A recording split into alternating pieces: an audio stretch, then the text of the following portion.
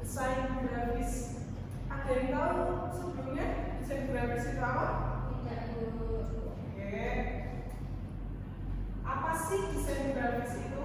Jadi desain grafis adalah seni dan praktik menciptakan konten visual untuk menyampaikan pesan. Ini melibatkan pengguna elemen-elemen seperti gambar, teks, dan warna untuk membuat karya yang menarik secara visual dan efektif dalam menyampaikan informasi. Kenapa sih kita harus belajar desain grafis? Karena pelajaran desain grafis itu penting, dapat membantu mengembangkan keterampilan visual, meningkatkan kemampuan komunikasi, dan membuka peluang karir di berbagai bidang, terutama di era digital. Desain grafis juga melatih pemikiran kreatif dan kemampuan memecahkan masalah. Ada juga prinsip desain grafis. Yang pertama adalah keseimbangan, ruang, kontras, proporsi, kesatuan, penekanan. Selanjutnya ada hierarki, arrangement, gerakan, irama, variasi, dan kesederhanaan. Selanjutnya ada elemen desain grafis. Yang pertama ada garis atau line.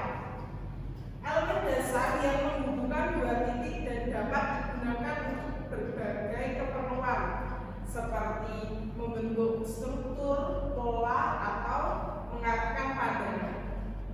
Yang kedua, bentuk atau shape. Terbentuk dari garis yang menyatu dan berupa bentuk geometris persegi, lingkaran, segitiga, atau bentuk organik. Yang ketiga, ruang atau space, area kosong dalam desain yang memisahkan elemen-elemen dan dapat menciptakan kedalaman atau keseimbangan.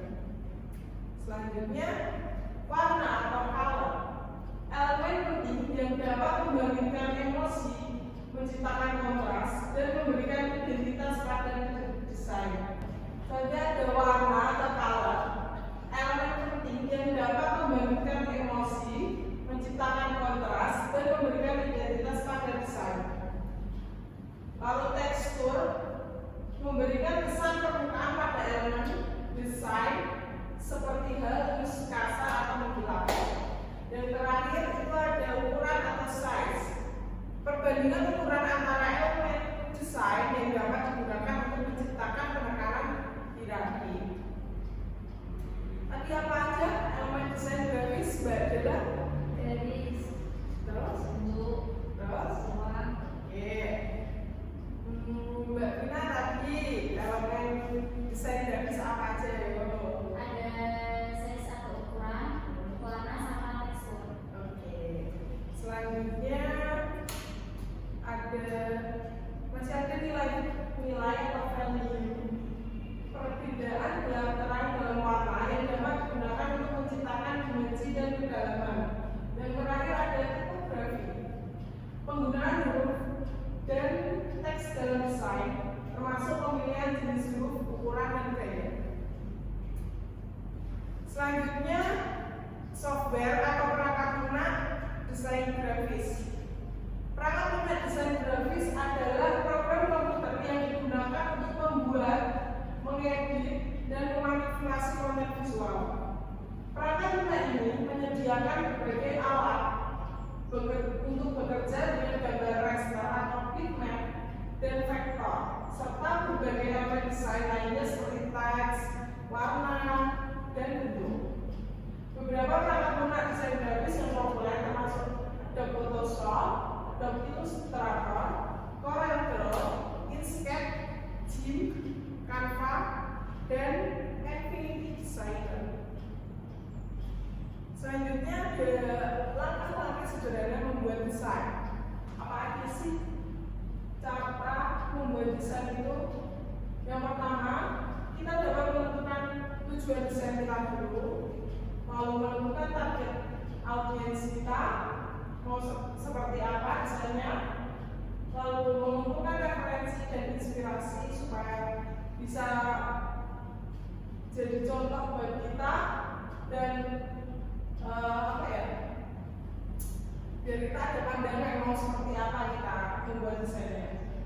Terus selanjutnya membuat sketsa atau konsep awal, lalu memilih software desain, membuat desain digital, lalu melakukan revisi dan evaluasi apa saja yang kurang, apa saja yang perlu dimasukkan dalam desain kita.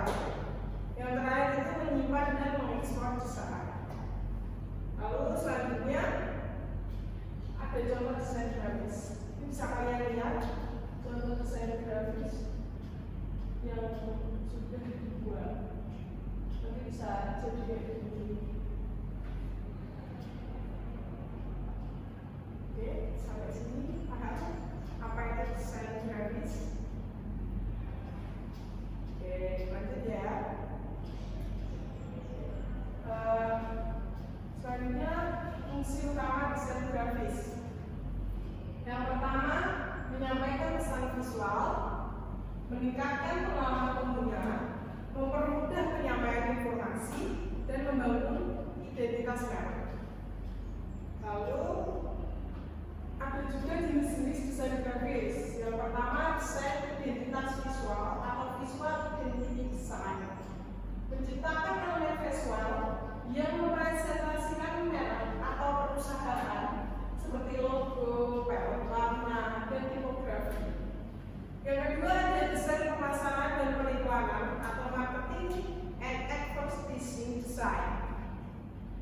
Mendesain materi promosi untuk menarik perhatian audiens dan menyampaikan pesan pemasaran seperti iklan, poster, brosur, dan konten media sosial. Yang ketiga ada desain publikasi atau publication design, yaitu mendesain media cetak seperti buku, majalah, surat kabar, dan materi publikasi lainnya. Yang keempat, desain kemasan atau packaging design, yaitu mendesain kemasan produk yang menarik dan informatif. Yang kelima, ada desain motion graphics atau motion graphics design, yaitu mendesain elemen grafis yang bergerak seperti animasi, video pendek, dan visualisasi data. Yang keenam, ada desain website atau web design, yaitu mendesain tampilan dan tata letak website, termasuk antar muka pengguna atau UI dan pengalaman pengguna image. Ada juga yang namanya etika desain grafis. Dalam membuat desain juga kita memerlukan dan menggunakan etika juga, sama seperti hal yang lain. Etika dalam desain grafis mencakup prinsip moral yang mengatur perilaku desainer, termasuk kejujuran, penghormatan terhadap hak cipta, dan menghindari praktik yang menyesatkan. Desain grafis harus bertanggung jawab dan menciptakan karya yang tidak hanya estetis, tetapi juga etis, dengan mempertimbangkan dampak sosial dan lingkungan dari desain mereka. Oke,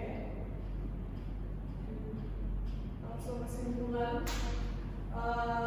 Jadi desain grafis itu, desain grafis adalah bentuk komunikasi visual yang menggunakan elemen seperti teks, gambar, warna, dan bentuk untuk menyampaikan pesan secara efektif. Dalam prosesnya, desain grafis menggabungkan unsur estetika dan fungsi agar pesan dapat diberikan dengan jelas oleh audiens. Untuk menghasilkan karya desain yang baik, perlu memenuhi unsur dan prinsip desain serta menggunakan tata guna yang sesuai. Desain grafis tidak hanya menggunakan kreativitas, tetapi juga pemahaman terhadap tujuan audiens dan etika visual. Oke, sampai sini ada yang mau ditanyakan tentang desain grafis? Untuk hari ini mungkin saya cukupkan pelajarannya.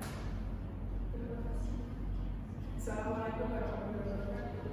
Waalaikumsalam warahmatullahi wabarakatuh.